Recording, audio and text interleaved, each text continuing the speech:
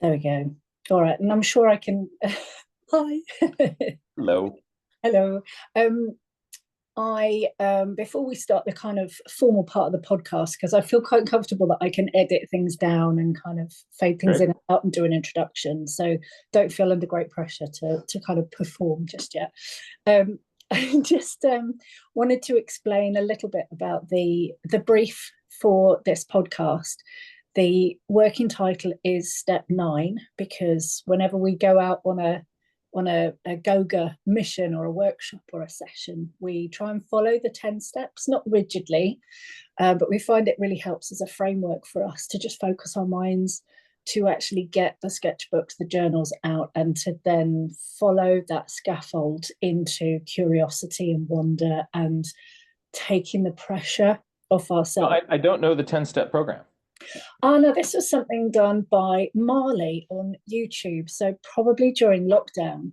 And it was just one of those quick fire things that I was watching at the same time as your videos with Danny Gregory. And it was all kind of going on in the mix. And it really helped me kind of crystallize the early Goga workshops and sessions. So um, I won't go into every single step, but basically, step 8 is stop while you're still having fun so that you're avoiding burnout. And then step 9 is reward yourself. Now, this could be a nap, it could be a cup of tea, a bit of cake, it could be whatever you want, really. And then after that, you've got step 10, which is homework. So if anything is then coming up and just still niggling away at your curiosity, you can then go away and get the books out or go onto Google or, carry on exploring that world. And then all the previous steps leading up to that are in Iwermo. They're just trying to get that process in place. So there we are. Step 9 is what the podcast is all about. I want you to imagine that we've just come back from a hard day's nature journaling and we've sat down, we're having a cup of tea. We're all just like lovely. We've got fresh air, gentle movement. We've been in this beautiful forest, maybe, and we've noticed some amazing stuff. And we're just really buzzing because we had that time with nature and each other. And the tea and the conversation are flowing. Could be coffee. Maybe we've got a bit of cake. We're having the reward. And it's at this point, this time, that the community really builds, it really gels. And this is where the friendships are made. So that's what I'm hoping the podcast is going to be, that it's where community is built. Yeah. So if you have a cup of something or even a figurative mince pie, you can Cheers. cheers. Excellent. Oh, that looks like a great vintage there, Jack. That's a good cuppa. It's That's got a some good cup flavors. of potential right there. Nice. Cup of potential. Yeah. I wonder how much potential is in there. So with that in mind, it's really relaxed and informal. So please don't feel like you have to represent Goga or represent anything. It's really, I just want to chat to you in a really nice, relaxed way. I do have questions. They might not be the normal questions. Some of which Makes it more fun. some of which have come from the community as well. So thanks to the community for contributing. But they were really excited at the prospect of me talking to you. So, could I, first of all, ask you to give our audience a bit of an introduction? Who are you? What do you do? And why are you here? Okay. Hi. I'm Jack. Formerly, my parents named me John Muir Laws, which is what I go by in books and publishing. But anybody who knows me calls me Jack. So I'm Jack, and I am a naturalist. I am a curious person. I am a lifelong nature journaler, and I also am committed to trying to share this tool, which has been absolutely transformative in my life and my world, helping me just be present and engage with my life. I want to share that tool with other people. And so I do a lot of education around the tool of nature journaling as a way of connecting people with themselves, with the world, and helping them take care of themselves and helping them take care of the world. Fabulous. That sounds absolutely amazing. So life is full for you. I feel I'm really lucky. It is every day is just a celebration of being alive. And the more that I can lean into that, the more I realize the potential of that statement. It's wonderful, isn't it, to no matter what's going on in the world or in our lives personally, to have something like a nature journal in your bag kind of feels like a secret weapon, doesn't it? Like if you're waiting for the phone to ring or the car to come back from the garage, or perhaps waiting for something to happen, like even waiting in a doctor's appointment, or just for something that is making you feel a little bit riled and nervous. I always think now's the time to get my nature journal out and just to look out the window, just to notice maybe the clouds scudding by, the trees, whatever might Yes. be going on. I don't know if I call it a secret weapon, because then I've got the context of kind of being against something. Maybe a secret present, right? A secret little gift for myself or the world. And that you can pull out in these times. And what it does is in those times, like you're in the doctor's office, you pull it out and that moment will become special because you'll be paying a little bit more attention to it. And so yeah, you can turn all those little interstitial moments of our world and our life into something that actually is special because we paid just a little bit more attention.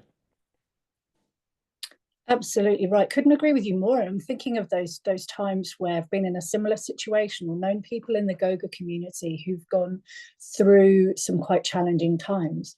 And to just gently suggest that you have, yeah, you're right. Calling it a weapon is a bit strong, but perhaps yeah, a secret present or a little treasure in your bag or your Yeah. pocket. It's an opportunity to maybe perhaps step outside of your mind, step outside of the storyline, and maybe notice a fly buzzing around, or maybe just the color of the light outside, and just try and imagine how you might capture that when you get home in watercolor. And that thought alone actually presses the reset button, at least for a little while. It's not a fix or a cure, but it's just a really nice, useful way to just break perhaps a spiraling thought pattern. And it's been really good. That's right. And that opportunity is available to us anywhere we go, any place which we go. And um, I find when especially when I am feeling, maybe not especially, but I would say even when I'm feeling depressed or feel like the weight of the world, this tool is really, really important in my life. I like how you mentioned that it kind of re presses the reset button. It allows you to kind of get out of that tangled buzz between your ears. That sometimes it's just um, this loop. You're in a little loop. You're kind of stuck in a loop of obsessing about something. And this practice will say, hey, wait a minute, there's a ladybug. Oh, right. And all of a sudden, that whole conversation, which wasn't really going anywhere, which wasn't productive in your head, and we just sort of find ourselves obsessing about something, then we're able to ah, breathe more deeply, be there with the ladybug. And when you come up again from the spiral of attention that the ladybug pulled you into, you sometimes have a different perspective on what your obsession was before, and it lets you kind of go from that point forward, maybe in a different direction, or even if you are heading in the same direction, to do so a little bit more mindfully. Yeah, absolutely. And it's sort of, I like what you did there. I don't know if it was a conscious thing, but as you said, it's like your shoulders drop. And I really kind of connect with that if I'm doing any kind of nature journaling. It is just that kind of figurative, literal, just allowing the shoulders to drop and maybe thought patterns to change or give a little bit of perspective. Um, And also putting that within the context of community as well, because I think it's one thing to go out and nature journal on your own, and you're never really alone in doing that because you've got the ladybugs and the leaves, That's you've got right. all kinds of stuff. I have some great conversations with them. Do you talk to nature? Do you I actually, do all the time, constantly. what do you say? What kind of things? Let's say I've just presented you with a ladybug. What would you say? Well, sometimes it's just, well, look at you. What it, and good morning, and how are you doing? And look at how, like, I'll tell them all about what's different about what they're doing than I expected. Like, in my mental model, you're red, but now looking at you, you're actually a deep orange little ladybug, aren't you? And um, having a conversation, even to, like, there can be a rock, and I can have a conversation with the rock. Um, and I don't have a feeling that the ladybug is talking back to me. But there's a relationship there. There's a relationship between you and the rock. Um, and I'm not inferring some kind of animism. I am but relationships are born through attention, and you're giving your attention deeply to this thing. And through that attention, you start to sort of figure out what is special, what is wonderful about this, whatever phenomena is in front of you. Um, so I find that just in a personal way, the conversation kind of opens things up. I also find it's an incredibly powerful attention hack. Um, there's a phenomenon called the production effect, which is when you say things out loud, your brain remembers it more. So if I am just looking at uh, the the the painting of a butterfly behind you, um, I could say, oh, I mean, there's children's art up there. Um, or I could be saying, look at the symmetry. Orange dot on that wing, orange dot there. You're seeing but by saying that orange dot, my brain has to look past the label that I've already given it, children's art, right? And look at it again, notice something specific about it. And now that I've said orange dot, I can then bounce to the next thing. Having verbalized the orange dot, my brain then is, I can hold on to that concept and get the next thing in there. Otherwise, I would just kind of go like, oh, yeah, I just am so crazy superficial. Verbalizing things helps me get past that superficiality in a very similar way to nature journaling. And then what I try to do is I then, as I'd be kind of recording that in my nature journal, I would then um,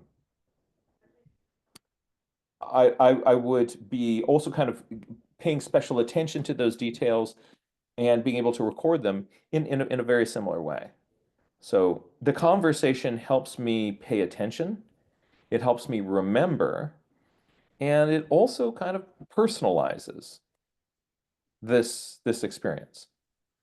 And being alive next to something, it is personal. It is, isn't it? There is so much in what you just said. I mean, I just want to pick up on three things. First of all, that everything is interesting, isn't it? I mean, it doesn't necessarily have to be high end, amazing landscapes, beautiful views. You don't have to travel to a nature reserve or somewhere outstandingly wonderful to do nature journaling. You can actually do it on kids' art. You can actually do it Yes, on stuff that's in your fridge yes, or yes. whatever, wherever. It's all good, isn't it? It is. I mean, what an interesting world we live in. And the level that our brain attends to things is just sort of a level that is required for survival. But a lot of the really, like, interesting, like the or the oh, that or the all of those experiences are you have to kind of push your attention a little bit beyond where you usually stop to ripen those fruits. That, yeah, that is absolutely my next observation of what you said was that I think when you coach us, or we in a community at the Wild Wonder Foundation are sort of coaching each other each Wednesday night, the Educators Forum, quick plug there. The the thing that comes back is time and again, you look at something, then you look at it again, and then you look at it again, and just past the point at which you think you've noticed it enough, you keep looking, and that's when the magic starts to happen, doesn't it? Because there'll be Yeah.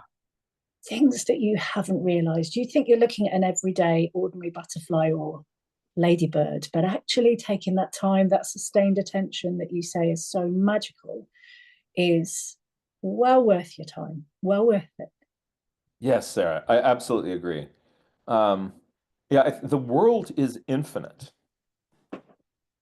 Our attention is finite.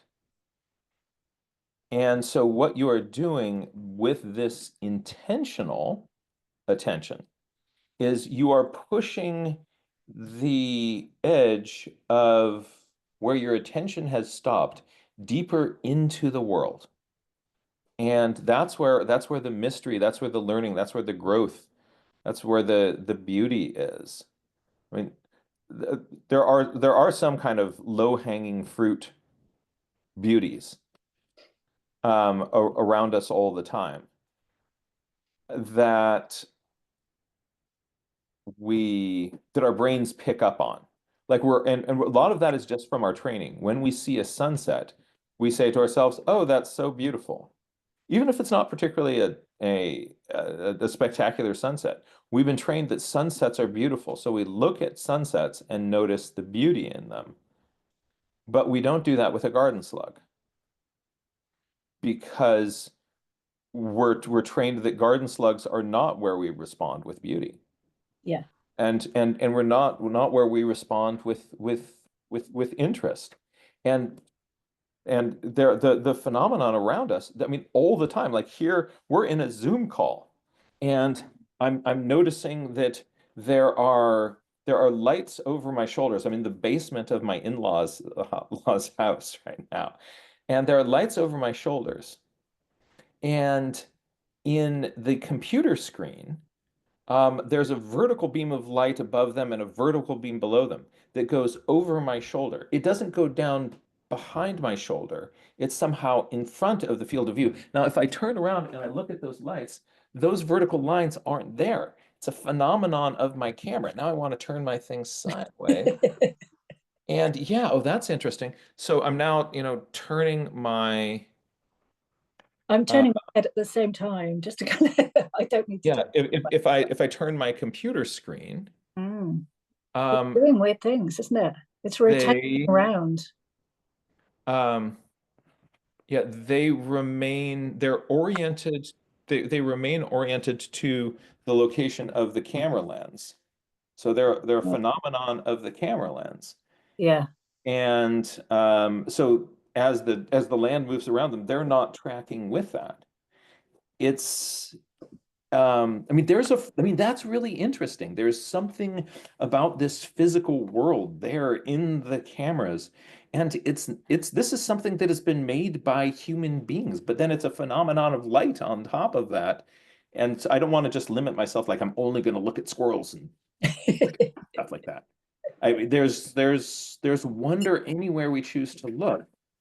But if I didn't pay attention, the phenomenon of these lights, it takes a little, it takes intentionality to go like these lights are interesting. Mhm. There's something to be learned here.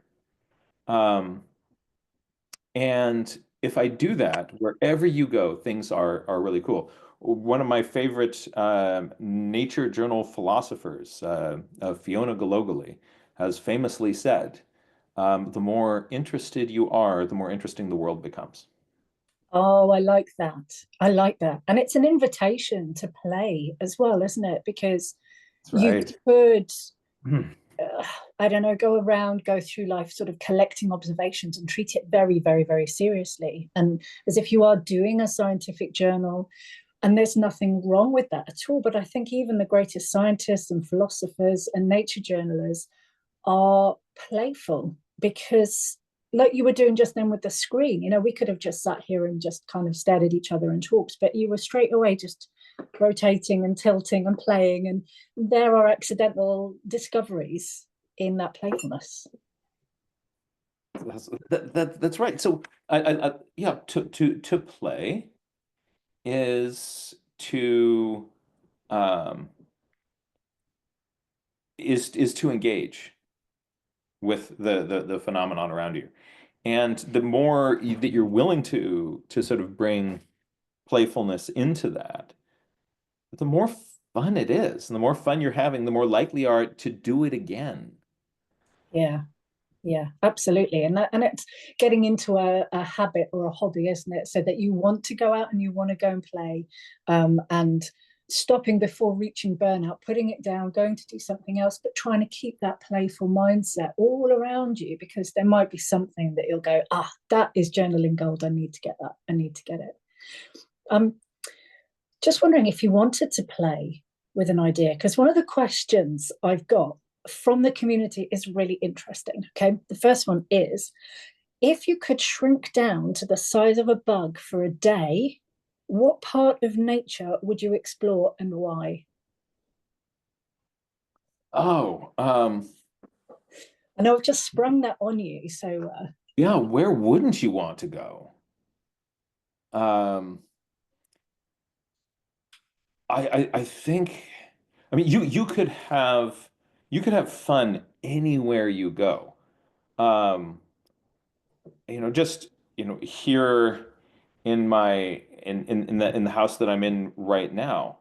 Um, I could spend the day sitting on the edge of the sink. You can you imagine how much fun it would be to play with a water drop?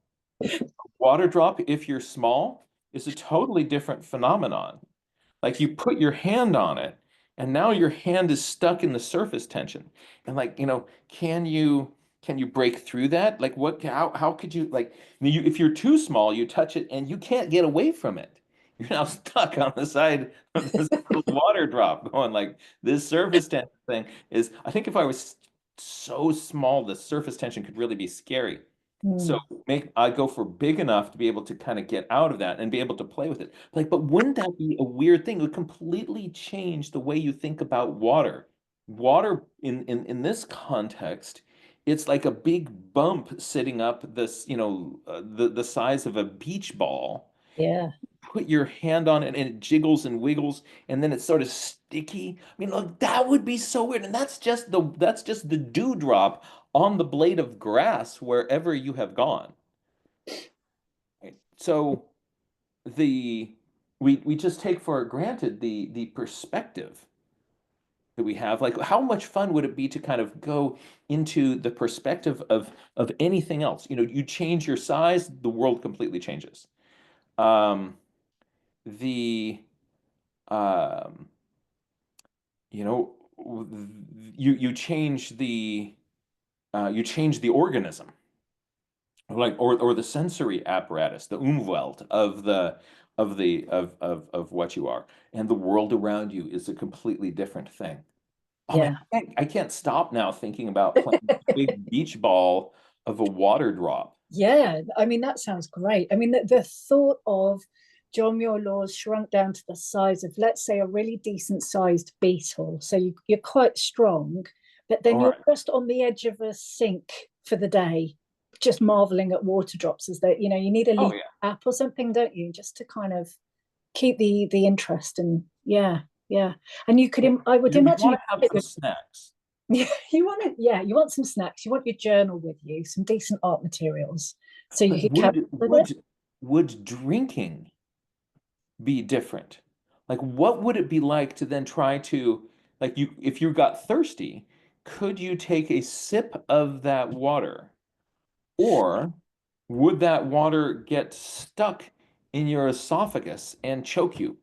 Oh, or would your face get stuck to the side of the water drop? Awkward. Oh,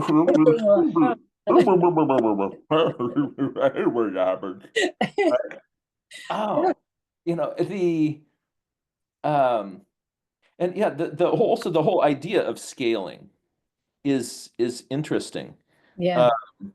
you're if you're small enough, you could jump off the edge of the counter and free fall through the air all the way down. You're thinking, but it's so far.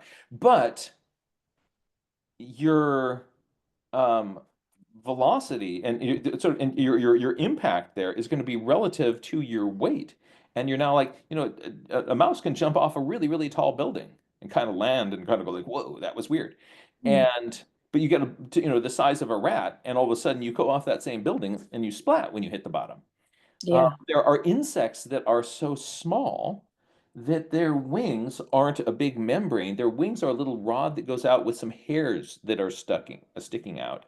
And they just use that to move through the thick medium of air. They stop beating their wings. They're not really falling So they're because kind of the air, swimming almost like yeah, a, sort of yeah. pushing yourself through this air medium with these the wings look like it's a little rod that goes out with a ball on the end of it, and then there are hairs that stick out on it instead of a membrane.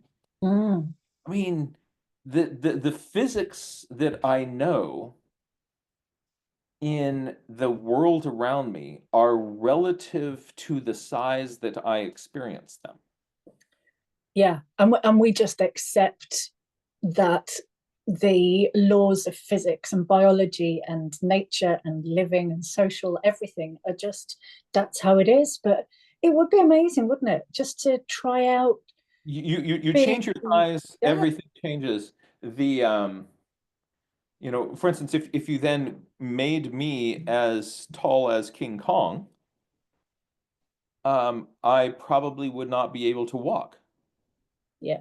because I would try to move, and my bones are structured for something with my weight. As I increase, if I double the size of something, if you square your linear dimensions are going up by your square, but your volume is going up by your cube. So And as you grow, all of a sudden you're so heavy that your bones would snap under your own weight. and that's less of a fun day, to be honest, really Yeah, is. that's not as much fun. But No. what like I like would like if I think about my lungs and my capacity to breathe.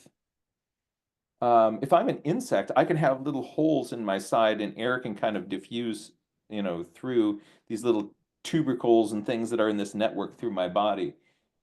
Um, would human lungs fail if you brought me down to the size of a beetle?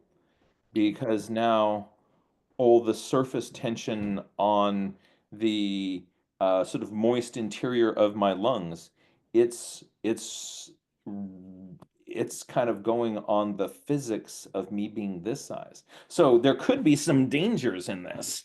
It Um, will be. but, It's but, but, not but just a it's day part trip. of this, isn't it? It's a fun thought experiment. Like if you honey, I shrunk the kids me, all right, is that a death sentence?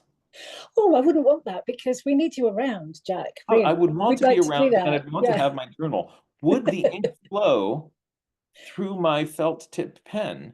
Or because of is the surface tension on that relative to um, the size that that pen is? Would you need to bring a pencil in your miniaturized kit? I mean, it's fun to think about this sort of stuff, isn't it?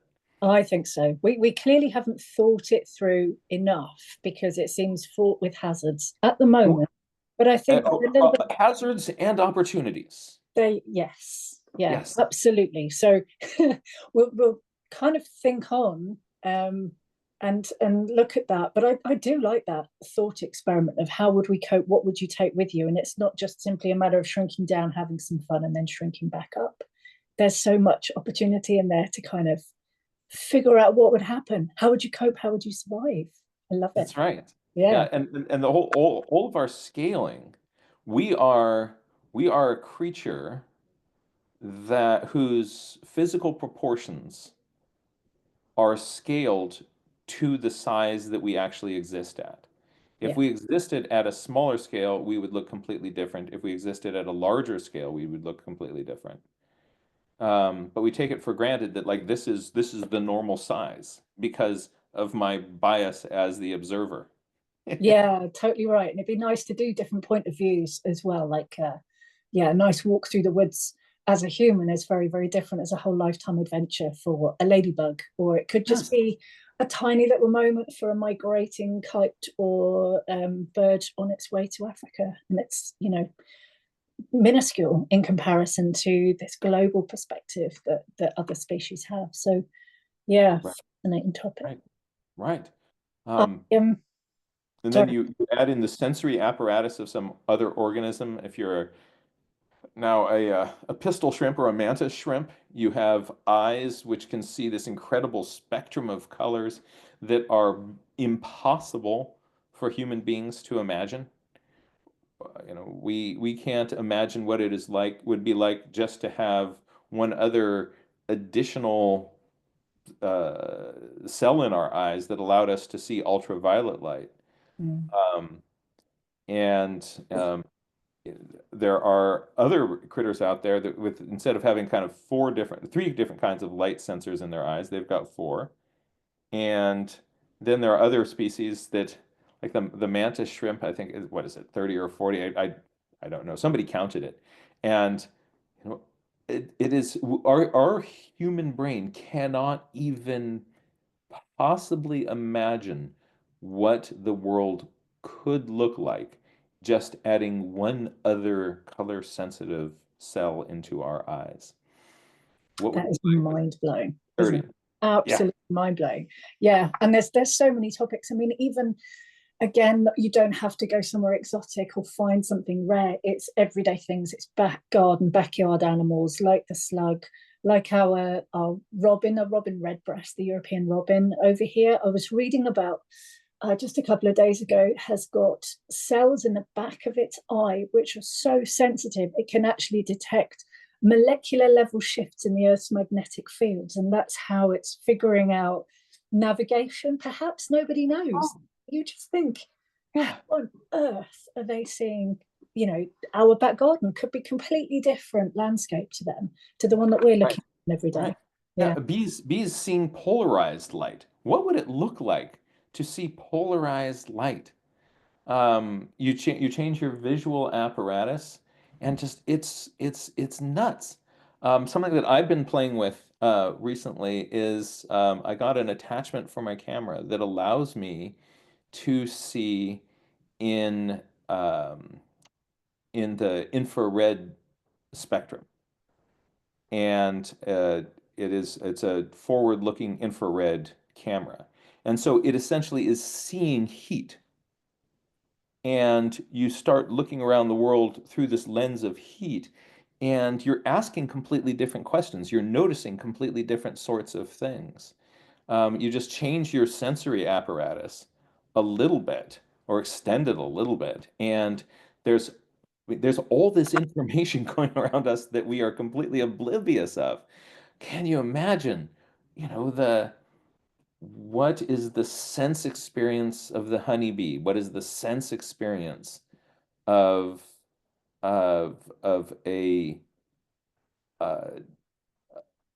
a moth that can um, you know both what it sees and what it hears, just crazy stuff. That we like bats flying around making sounds that we can't hear, but their hearing is so good that they can hear the echoes of their own voices bouncing off objects around them, hearing the echoes of their own voice bouncing off things. I know we all know what echolocation is, but you start thinking about that, and that's incredible. it is. And And they then can there are figure out. moths that have these little sound making apparatuses to jam that radar so that the bats are they're invisible to the bats because they make these noises that can confuse the bats. Well, like, what's going on out there? What a wonderful, wonderful planet. It Huh? is incredible. And the more you study, the more there is, there's just all these wonders. I mean, I haven't read a fiction book in years because I think there's so much wildlife out there with all these tiny little stories, these little wow moments. Like you could not make that up. You really couldn't. Oh, It's what amazing. what a gift it is for us, even with the limited senses we have, to have these senses and to have this brain where we can have this conversation and geek out about these things. Like, Yeah, yes, it would be wonderful to have like bat senses and other sorts of things. But just like with what we've got right now and how we can wonder and celebrate this stuff. And mm, then I think of the journal as sort of a force multiplier for that. Let's take it's just sort of acknowledging that my brain has a hard time paying attention and handling complexity and all this sort of stuff, but I can get that stuff down in the pages of the journal, and then it just becomes so much more fun. That, as you said, like, you're absolutely. there in the dentist's office and like, wow, this is the best dentist office exhibit visit I've ever had, right? Yeah, because it's an opportunity for that whole stream of consciousness stuff as well, isn't it? Because we talk at Wild Wonder gatherings or when we're doing nature journaling with GOGA, we do talk about how to structure the journal page, and we're sort of trying to strive for this balance between words, and I know I'm definitely a words person. I kind of lean towards that, and I'll fill Right. pages and pages and pages of it, which is great. But then we need to kind of add in the pictures, but they don't have to be good pictures, right? Do they? They don't have to be a finished artwork. Right. And then the numbers, and that's something that I personally struggle with, but I'm trying to encourage myself and the community to do, of actually playing around with numbers and size and dimension and all Mm. kinds of things. And I'll chat about scale and light. It all kind of lends itself to that kind of technique, that scaffold, which I think is really valuable. And it's an opportunity to geek out. It's wonderful. I'm aware that time is marching on as well, but I just wanted to do a couple of quick fire questions, if I may, with you.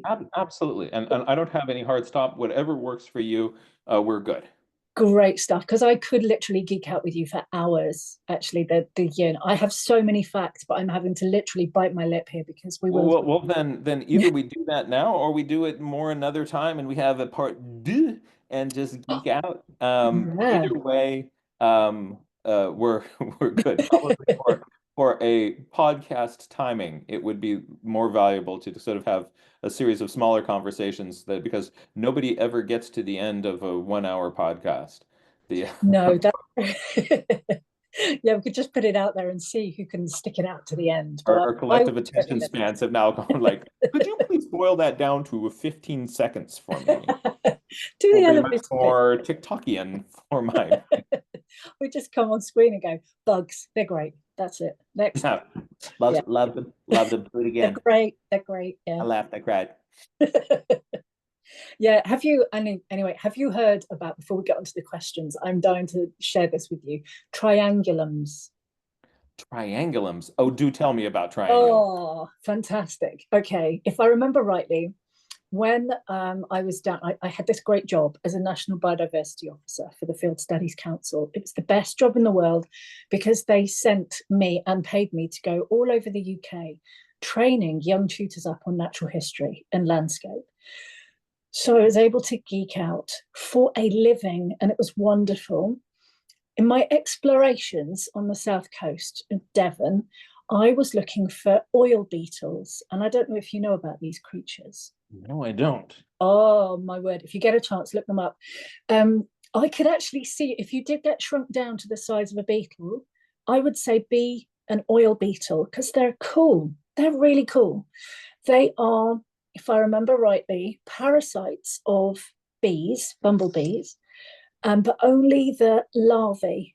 So the adult will lay eggs outside the bumblebee nest.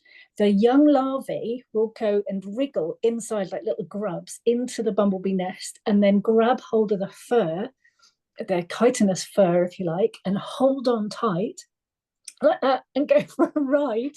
On a bee buggy. Yeah, on a bee buggy. And these little grubs are called triangulums. So these triangulums are holding on to their bee buggies and flying around the countryside. Oh, what lovely idea. And then being dropped off on flowers to be picked up by other bumblebees so that their genetic diversity is mixed and they're not inbreeding within the same bumblebee nest generation after generation. So these bumblebees are giving them a lift. And the triangulum then kind of stay as with bumblebees as their hosts, and they go through several molts and then emerge as adults for the whole thing to start again. But I absolutely adore oil beetles. They're gorgeous. Oh, that is lovely. That's Thank you for letting lovely. me share that with you because it's one of my favorite nature So, facts. so the beetles are getting over to flowers to mate on the flowers? No, it's still the larval stage, is my understanding. So I think the adults may be pollen feeders. Don't quote me on it, but they would be feeding and maybe meeting their mates around the flowers. But then the triangulum, the eggs are laid at the bumblebee nest so that the same cycle can be continued again. I think I've got to do a little dive into this. This sounds like I think a you do. fun little bee-tastic world. Um, Let me know how you get on. Yeah, and isn't it fun when we kind of start looking at all these relationships and connections between things? yeah, Uh, yeah. but also the thought of being uh, just riding on the back of a bee, Right. holding on, and how if you could please add into that kind of a sensory apparatus that was able to perceive the world flying around you as you're kind of there holding on to the bee. And, Yeah. wouldn't it be wonderful to be one of those organisms and have a neural system that had room for you just going, "Whee," right?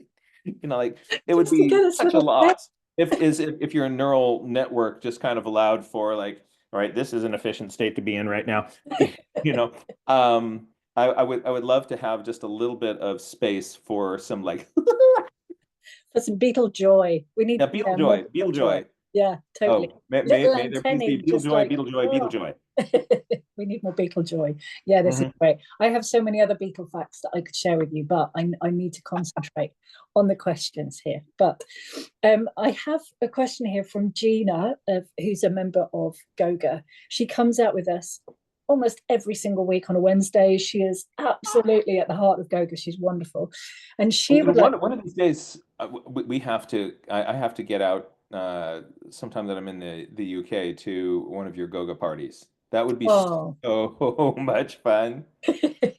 we would love that. We'd absolutely love it. Yeah. And if you're ready for some healthy British sarcasm and inappropriate humor and lots of cake, you would be, yeah, you'd fit in very, very All well. right, Really I'm well. in. Yeah, great stuff. So Gina wants to know what came first for you? Was it observation of nature or drawing? So was there a little Jack Laws with a crayon loving drawing first or loving nature first? Ah, it was the egg. The egg came first. The egg came first. Okay, so Uh, I have to guess now. Is that the so I, like many kids, I liked drawing, but it was mostly, astronauts and cowboys and these sorts of things. Um, then at the same time, but an independent of that was this track where I was studying nature with my family. But the two did not cross over. They were in their own separate magisteria, if you will, right? Non-overlapping uh, magisteria. And um, and then I was on a nature study walk with my family, and one of my mom's friends, this woman named Neela Watley, and Neela was out there, and she had a sketchbook, and she was hiking through the meadows, and she was it was a botany walk, and she was drawing all the flowers which we found, and I was blown away and captivated, and I was like, "Oh, you can do this." oh, art meet nature, nature meet art. And my mom, who is a very observant woman, noticed that her little ADHD child, who is normally just running around and sort of bumping off of everything, was her shadow. And everywhere Neela would go, little Jack would go bunk, and she'd sit down in the meadow and start drawing, and I'd sit down next to her, kind of going like, hmm. And Wow. then she'd get up and she'd move to the next place and she'd draw another flower. And I would pop up and follow and pop up and follow. And she's like, that's interesting. So what she did is the next time we went out on a little family trip, she said, "Hey Jack, I've got something for you." And she went to the back of the old Plymouth Valiant and opened up the hood, the trunk, or I guess what you call the boot. Yes. Um, Opened up the boot, and in the boot was the same kind of sketchbook that Neela had, and the same sorts of pencils. So she found exactly what is the kit that Neela was using, and she had that for me, and and said, "Go," and I did. Oh, wow. Wow. And here you are.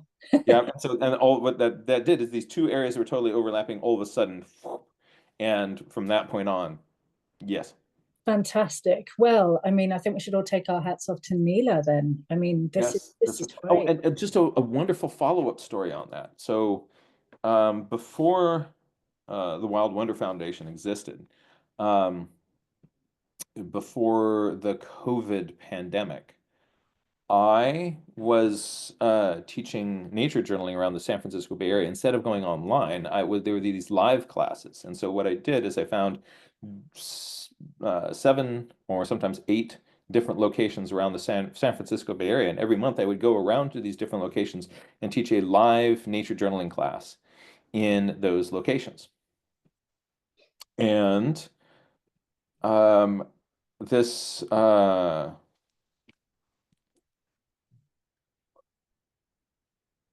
there was a woman in my class who would come with some friends regularly, and she was in a wheelchair, and this was a place that had special accommodations. She could come in, she'd get herself set up, and she'd draw.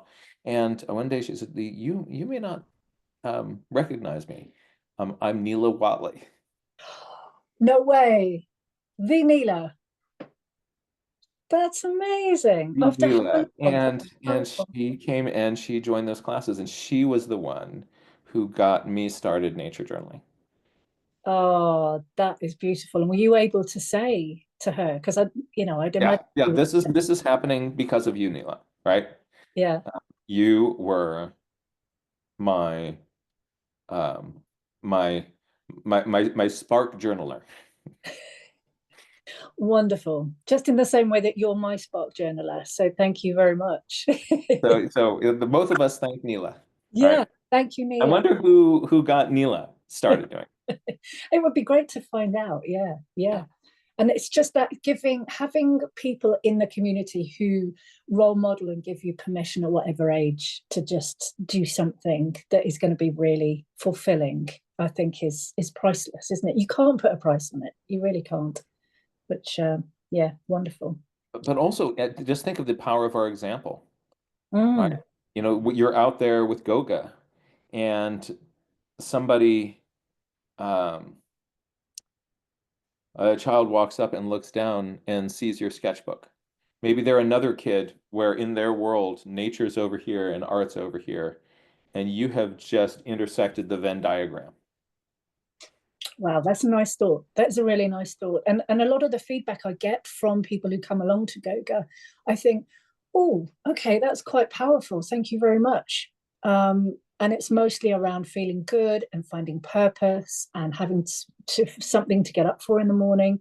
A lot of people who have gone through childhood and much of adulthood, and now they're getting to their like wisdom years, shall we say, and they just want to introduce a little bit more playfulness and freedom and creativity, but they feel like they can't give themselves permission to do that because an art teacher or somebody critical or perhaps failures in the past have not allowed them to kind of just step into that world. So it's a total privilege to be able to say, well, here's your space, here's your opportunity, here's your crayon, let's go for a walk Mm, and see what mm. happens. And it's yeah, it's a great thing. I have a question from a beautifully named Wren, as in the bird, and she's a member of GOGA, and she says, she asks, what draws you to nature, and what drives you to translate that to art on the page? And Wren, I should say, is an artist. She's really talented because you're an illustrator as well as a nature journaler. I should point that out. So what draws me to nature and uh, what in my nature draws. Um, so I guess why nature? Well, first of all, I am drawn to any phenomenon that I see around me, and I consider it all nature. The lights behind me is casting these strange beams of lights. This is part of nature, right? It's a phenomenon. I can investigate it. I can see. You're going again, aren't you? Turning it round. Yeah. Yeah, that's what's interesting is, oh no, yeah, it's still there. Yep. Yeah. And it's going across the shirt as well. And And yeah. yeah, so yeah, there it is over the Mm-hmm. um so the phenomena um the world is just is here to be played in, right? And let's go. So I don't I consider all of human developed stuff part of nature. Something that's neat about the nature developed part of nature is there's this sort of infinite structure to it. Um, you look at it at the organism level and you're like, wow, there's so much to see there.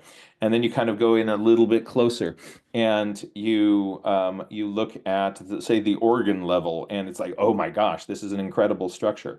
And then you get in closer than that at the tissue level, at the cellular level, right? At the intracellular level, like, it is genetic. It is it's this cascade, this infinite cascade of structure. When you look at the human world, um, the you kind of zoom into a certain point, and the intentionality or the structure behind it disappears. Um, and then you're just sort of, you might be looking at, what is the structure of the component material of the asphalt, but it is. But you can't go as deep. With nature, it's just filled with all these, it's just surprises and wonders and all sorts of things that we can't figure out. The number of just it's this big pile of mysteries and intrigue. It's tons of fun. Yeah. Also, it might be because of culture or genetics, but I find so much in nature intrinsically beautiful and wondrous. And um, that is, we mentioned the sunsets earlier, but dude, check out the sunset. Check out, the light as it crosses that field. Check out the color in the snowbank. Um, there is so much beauty everywhere to be celebrated, and so much wonder to stimulate our inquiry, or just to stand in it. It is a perpetual source of awe. Wonderful. You want to get your awe on, go out in Yeah. nature. And so with the drawing part of it, why am I drawn to draw it, or what drawn to journal about it? Doesn't have to be drawing, right? The journaling is my best tool for helping my limited brain be able to hold at once a little bit more of the awesome wonder that is before me. And the journal does that really, really well.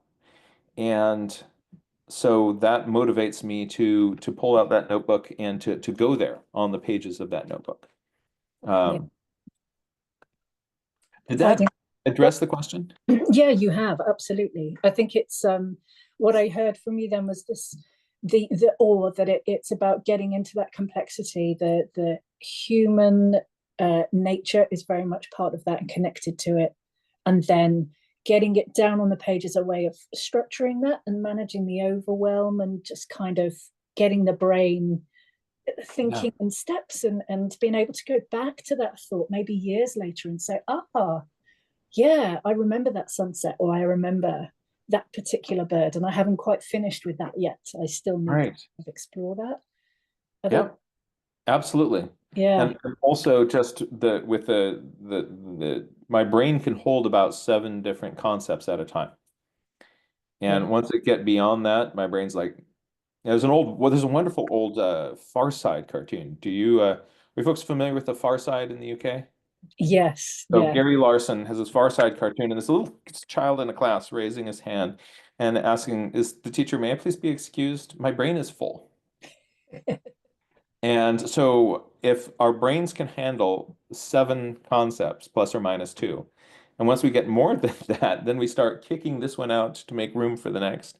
And so I'm that little kid, my brain is full. And what the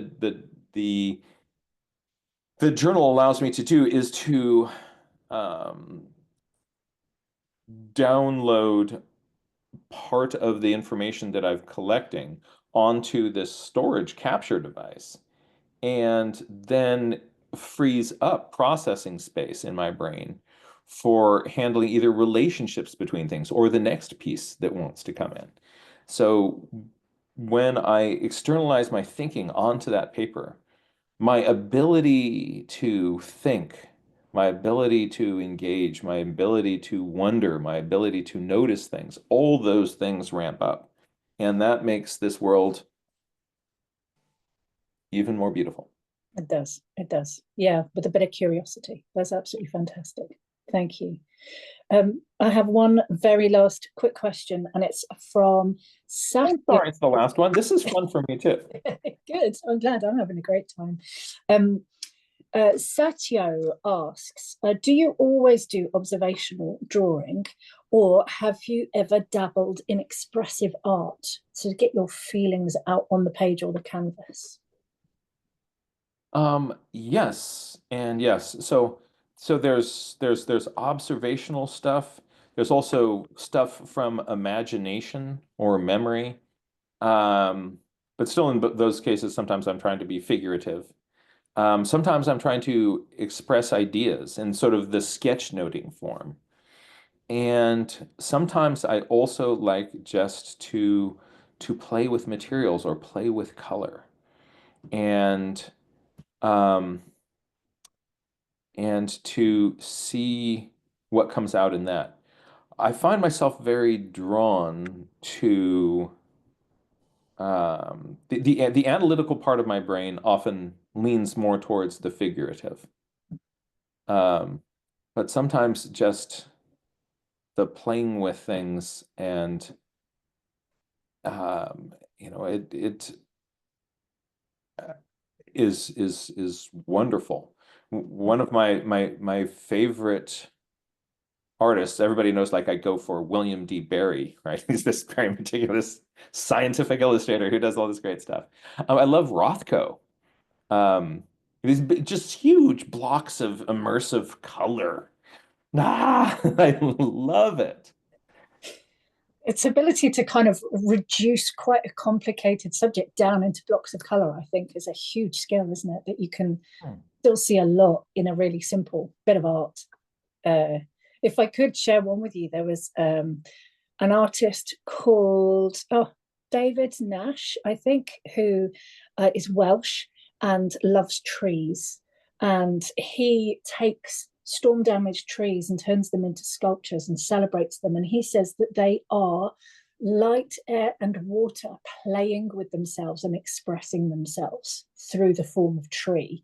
And I went to an exhibition of his in Anglesey and was blown away, really kind of moved to tears at just 5 massive blocks of colour going from the ceiling down to the floor.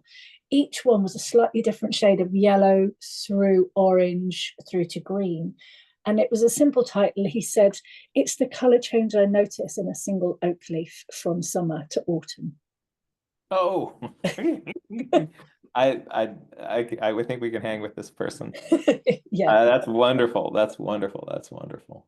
yeah, Uh, um, yeah, we don't want to, whatever brings you alive in your art, do that, more of that. Um, that's wonderful. great. Thank you. Well, I have so many more questions I could ask you. I really genuinely feel I could talk to you for hours.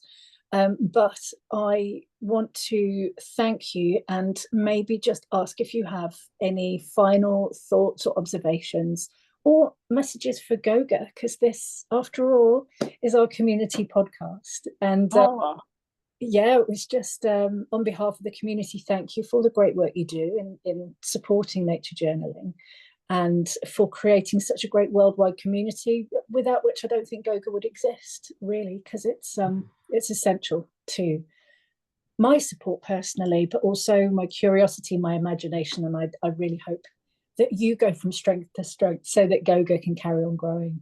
But if you have anything that you would like to share, please do. oh, Sarah, thank you so much. For me, this has been really, really, really fun, and I look forward to another conversation where we can bat around whatever is in our heads. This is really, really fun. I enjoyed it so much. And I guess for folks um, within Goga, I would think of one of our greatest strengths is comes from when we start doing things together in community. And what a gift you have given this community to kind of have a place to kind of come together. And I want to encourage people to take advantage of that, get to know each other, learn from each other, play with somebody else's ideas and make it your own and push each other to grow together. Hang out with each other, drink tea together, have cake, laugh, goof off, get geeky, and build to build connections between each other around these sorts of things. I think this gives us so much strength. We live in a world that's just so divided against itself these days. And for finding, places in nature through art and nature to be able to come together in community, we're going to start to realize that we've got so much more in common with each other than we have that separates us. And let this be just a powerful way to come together. The more you lean into that, the more you participate in that, the more this whole endeavor will grow. And I want to encourage you to go and geek out like a big dog. And and if you are listening to this podcast and you're not part of Goga community, you think to yourself like, "Ah, gee, I wish I lived over there with you folks so that I could come out and join you." Um, I want to, so Sarah started this in her area because there wasn't something like this. And what it takes is not, you don't have to be the great artist, the great naturalist. You have to be somebody with enough kind of audacity and chutzpah to kind of say, well, let's just start something like this and let's do this together. And it grows from there. And what if you were to create something like this in your area with your community? The world needs this. And I think if you do it, you're going to find it is so much fun. It will become one of the great strengths and joys in your life. Yeah, couldn't agree with you more. Thank you very much. And should we do some quick plugs for our respective organizations and communities? Oh, Would you sure. Why not? yeah, would you like to go first? Okay. So if you want to learn more about me and what I'm doing, You can go to johnmuirlaws.com, and I've got a website there. I've got tons of free resources and on how to get involved with nature journaling and things that you can do. Some of it's how to do kind of really detailed and noodly about like, let's look at the legs of this beetle. And other times it's sort of more sort of big picture conceptual. What are we doing here and how can we organize this to make it more fun, more engaging? Also, lots of resources for educators. We started a nonprofit organization called the Wild Wonder Foundation to help support nature journaling around the world. And you can go to wildwonder.org and there find all of these resources. So for educators, for individuals, how to find and start your own nature and journaling club near you, educator certification and resources. If you want to kind of learn some things which we've learned about how does this work teaching it in a classroom or in a family or community. And uh, those resources, I think you're going to find really, really useful. Just about everything is free or low cost and supported by donations. So that means that it's something that's going to be accessible to everybody. If it is possible to support those me and those institutions, it's wonderful. If not, we want to encourage you to come take advantage of those resources that are still available for everybody and make that part of your world. And I think that if you also think to yourself, I would like to be involved doing nature journaling, but I'm not an artist or I'm not a naturalist or I'm not a nature writer or whatever those arguments are, that's something that's very much part of the discussion in this community. We really believe, and we've got a lot of evidence to support that these are all skills that we can learn if we just start doing it. And if you're, if you're doing this later in your adult life and are just starting there, it's a great place to start anytime. You can start where you are and be very quickly kind of be getting all sorts of rewards and connections and joys from it. And it's something that we all can do. What about you, Sarah? Well, I run a community called Get Out, Get Arty, or GOGA for short, and it's based over in Shropshire in the UK. And we meet twice a week face to face and once a week online. So wherever you are in the world, you can join a GOGA doodle on a Tuesday night, which is 7 p.m. to 8 p.m. GMT. So wherever your time zone is, you might have to do a bit of maths to work that out. You can have a look at our website, which is getoutgetarty.co.uk. And the main activity is happening over on Facebook at the moment, which is Nature Journaling, Get Out, Get Arty. And I look forward to seeing you there. Awesome. Thank you so much, Jack. It's great. Sarah, this was a delight. A pleasure to be here and look forward to more adventures to come. Yes, please.